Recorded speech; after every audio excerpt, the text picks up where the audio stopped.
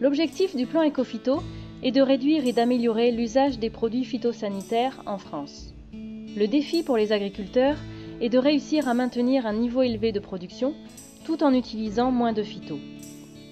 En Limousin, les éleveurs se mobilisent eux aussi, avec 20 fermes pilotes en Creuse et Haute-Vienne. Ces fermes font partie du réseau national Défi. Elles mettent en place sur leur exploitation des techniques pour réduire les phytos. On fait partie du réseau Défi depuis 2011. Donc on a intégré le réseau surtout pour la réduction des produits phyto, tout en gardant notre rendement pour pouvoir être autonome pour l'alimentation des bovins.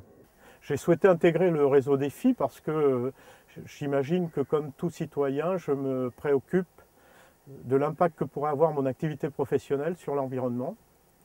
Aussi, s'il y a possibilité d'assurer l'autonomie de la fourragère de l'exploitation, en utilisant moins de produits phytosanitaires, je suis vivement intéressé. Je suis rentré dans le plan Ecophyto pour une amélioration très importante de l'exploitation, déjà environnementale, et ensuite pour améliorer les rotations des cultures qui n'étaient pas du tout satisfaisantes sur mon exploitation. En intégrant le réseau Défi, je me suis aperçu que parmi le groupe, j'étais un des agriculteurs qui avait l'indice de fréquence de traitement le plus bas. Cela est dû à plusieurs raisons. Le fait que je renouvelle de façon intense mes prairies temporaires fait que je pratique des rotations régulières. Et ma rotation principale, c'est prairies temporaires, maïs en silage et céréales derrière. C'est-à-dire qu'après une prairie, j'implante une culture de printemps qui est du maïs. D'autre part, après ce maïs, j'implante une céréale d'hiver qui peut être de l'orge, du blé ou du triticale. Et ces céréales d'hiver ne reçoivent qu'un seul désherbage et un seul fongicide. Donc pour réduire ces phytos, nous déjà on a commencé par changer notre rotation. On est passé, toujours prairie, maïs, et avant on faisait 3 céréales, et maintenant on est passé qu'à 2 céréales. Donc on s'est aperçu que la 3e céréale était assez porteuse de maladies. Alors la rotation type à la base était simple, c'est-à-dire que je cultivais toujours les mêmes parcelles dans le but de pratique surtout. Et donc au jour d'aujourd'hui, on a diminué énormément les mauvaises herbes, on a diminué énormément les produits phyto, avec les conseillers avec qui j'ai collaboré, qui m'ont mis donc cette rotation des cultures dans le sens à faire 1-2 pailles au grand maximum et revenir en herbe le plus rapidement possible pour faire reposer les terres. Prairie temporaire 4 ans, un blé, un maïs ou févrole ou colza, et on peut retourner sur une paille, encore une paille plus légère, style orge ou triticale, et on remet en herbe pour repartir sur un nouveau cycle. Pour optimiser la protection des cultures, les agriculteurs et les conseillers de la région bénéficient d'outils d'aide à la décision, notamment le BSV, Bulletin de santé du végétal. Il permet d'évaluer la pression des bioagresseurs, les maladies et les ravageurs. Ce bulletin est rédigé à partir d'observations faites sur des parcelles de la région toutes les semaines par différents partenaires, les chambres d'agriculture, la Fredon, les coopératives, les négoces et les lycées agricoles.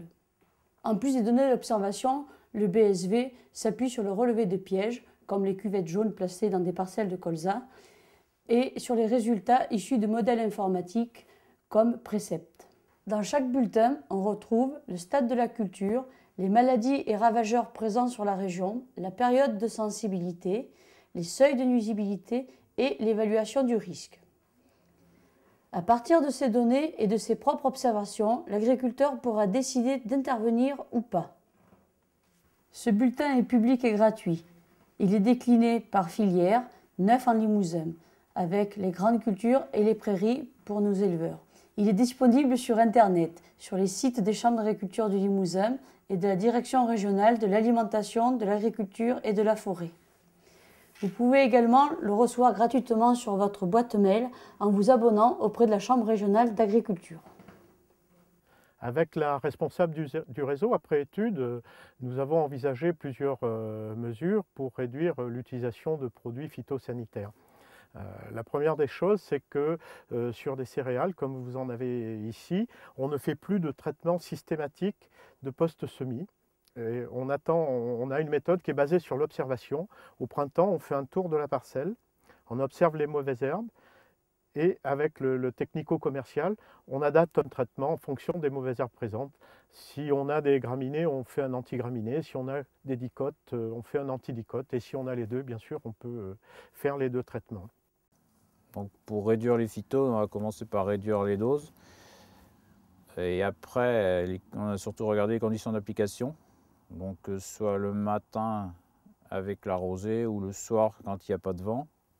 Et après, on a continué, on voulait aller un petit peu plus loin, on a essayé de réduire les volumes suite à la journée de formation. Donc voilà, surtout pour réduire les coûts après, coûts matériels, quoi. Après avoir étudié mon système avec la responsable du réseau, on a décidé de mettre en place quelques mesures pour limiter encore les phytos, pour détruire une prairie, comme vous en avez une derrière, qui va recevoir du maïs. Pour l'instant, elle sert de parc d'hivernage, mais au printemps 2013, elle va recevoir un maïs. Eh bien, on n'utilise plus le glyphosate pour dégrader la prairie, mais on le réserve, le glyphosate, aux parcelles qui disposent de vivaces, qui sont infestées de vivaces. Mais si on n'a pas de vivaces, eh bien on pourra intervenir par une destruction mécanique. Observer, optimiser les rotations, améliorer les conditions d'application des traitements. Des techniques parmi celles déjà mises en œuvre avec succès sur notre région pour réduire et améliorer l'usage des phytos. Ecophyto en Limousin. Produisons autrement.